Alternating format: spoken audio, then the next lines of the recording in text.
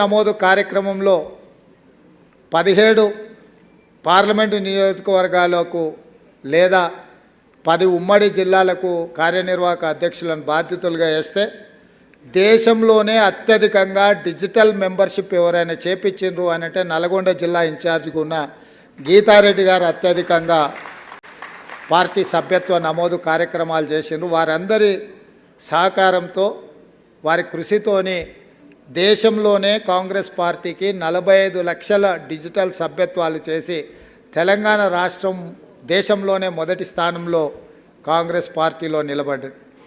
అదేవిధంగా ప్రతిపక్షంలో ఉన్నప్పుడు ఎవరు ఎప్పుడు మారుతున్నారో, ఎవరు ఎప్పుడు ఫిరాయిస్తున్నారో, ఎవరు పొద్దున్నున్నోళ్ళు సాయంత్రం ఉంటారో, సాయంత్రం సభలో ఉన్నోళ్ళు తెల్లారేకల్లా ఎక్కడ తేలుతారో తెలియని పరిస్థితిలో గీతక్క కార్యనిర్వాహక అధ్యక్షురాలుగా పూర్తి స్థాయిలో బాధ్యత తీసుకొని తనకు ఒక్కొక్కసారి హెల్త్ ఇష్యూస్ ఉన్నా కూడా పక్కన పెట్టి బై రోడ్డు నల్గొండ పోయి కార్యక్రమాలు చూసుకొని ప్రతి శాసనసభ నియోజకవర్గంలో పార్టీ ఆందోళన కార్యక్రమాలు, సభ్యత్వ కార్యక్రమాలు కానీ పర్యవేక్షణ కానీ వారు చాలా క్షుణ్ణంగా వారు పనిచేయడంతో ఈరోజు నల్గొండ జిల్లాలో 12లో 11 శాసనసభ నియోజకవర్గాలు ఏ శాసనసభ కూడా 50,000కు తక్కువ మెజారిటీతో గెలవలేదు.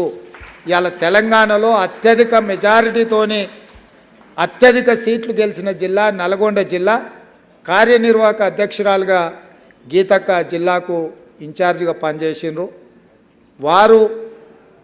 వారి యొక్క విధానాలు, నిర్ణయాలు మాకు వారి సీనియారిటీ కూడా ఎంతో ఉపయోగపడ్డది.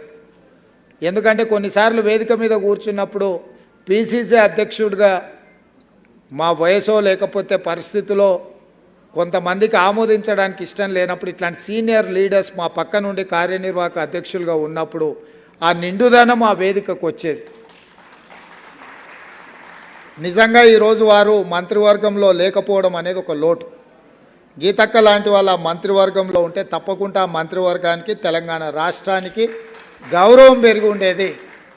వారు శాసనసభ్యురాలుగా, మంత్రిగా, కార్యనిర్వాహక అధ్యక్షురాలుగా, కాంగ్రెస్ పార్టీ నాయకురాలుగా, ఈశ్వరీబాయి కుమార్తెగా వారు జీవితంలో ఎక్కడా ఏ లోటు లేకుండా, ఏ గౌరవం తగ్గకుండా ఇక్కడి వరకు రాణించిండ్రు.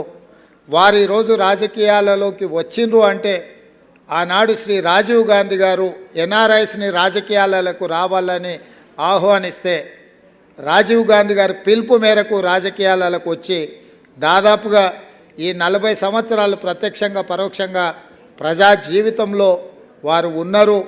వారు పిలిచినప్పుడు ఏఐసిసి అధ్యక్షుడు మల్లికార్జున్ ఖర్గే గారు, కేసీ వేణుగోపాల్ గారు వస్తున్నా తప్పకుండా ఈ కార్యక్రమానికి హాజరయ్యి గీతక్కతో ఈ సంతోషమైన క్షణాలు పంచుకోవాలని ప్రత్యేకంగా నేను ఇక్కడికి రావడం జరిగింది.